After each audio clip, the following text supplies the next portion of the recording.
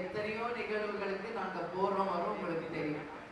ஆனா மதுரைக்குள்ள வரும்பொழுது மட்டும் எனக்கும் சரி கேப்டனுக்கு அது என்னன்னு தெரியல, ஒரு இனம் புரியாத ஒரு சந்தோஷம்.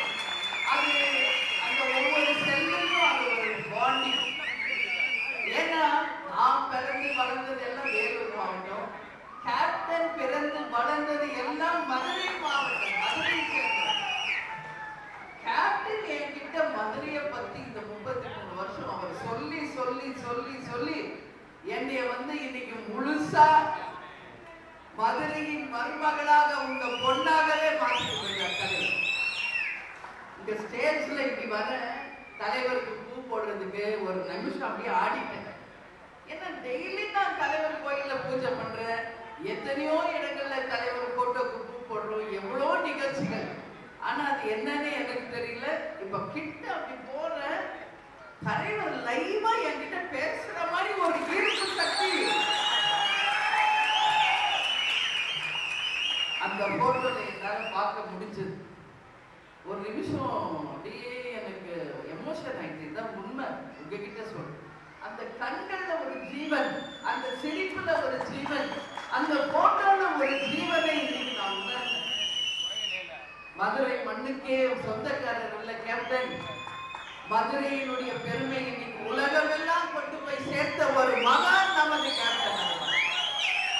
கேப்டன் மதுரைக்கு பிறந்தது கேப்டனுக்கு மட்டும் பெருமை இல்லை, ஒட்டுமொத்த மதுரைக்கே பெருமையை சேர்த்துட்டு போயிருக்கிறார் தலைவர் என்றால் என் வார்த்தை மிக இல்லை என்பதை நீங்களும் அறிவீங்கன்னு நான் நம்புறேன்.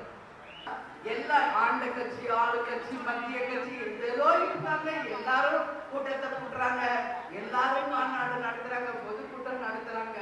ஆனா இன்னைக்கும் வரலாறு யாரு தெரியுமா? உங்க மண்ணின் மைந்தன் கேப்டன்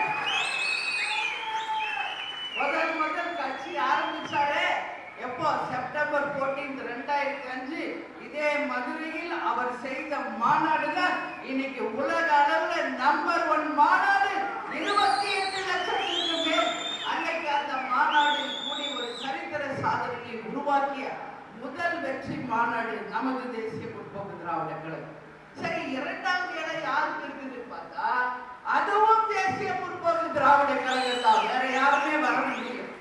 அது எங்கன்னா சேலத்தில் நடந்த நம்மளுடைய மாநாடு. சரி, மூணாவது இடத்துல எது இருக்குதுன்னு பார்த்தா சென்னையில் நடந்த இளைஞர் மாநாடு. அதுக்கப்புறம் தான் மத்தவங்க எல்லாம் வராங்க. இதுல திருச்சியில நடந்த மகளிர் மாநாடும் ஒரு வரலாறு.